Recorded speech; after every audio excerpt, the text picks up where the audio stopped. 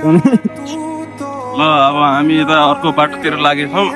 यस्तो छ यार खाडी मुलुकी सौदी भनेको यस्तो छ, के गर्ने हाम्रो यता केटाहरू पनि छ है।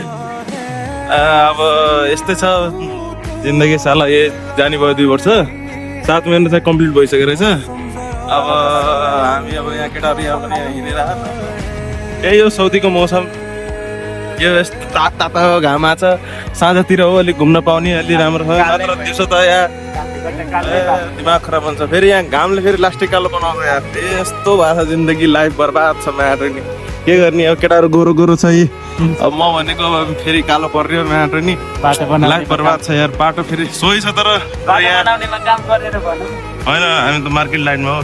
यस्तो ठुल्ठुलो बिल्डिङहरू छ। यी मौसम त राम्रो छ, सही छ मौसम त, तर चाहिँ अब के गर्ने, अब यस्तै छ जिन्दगी।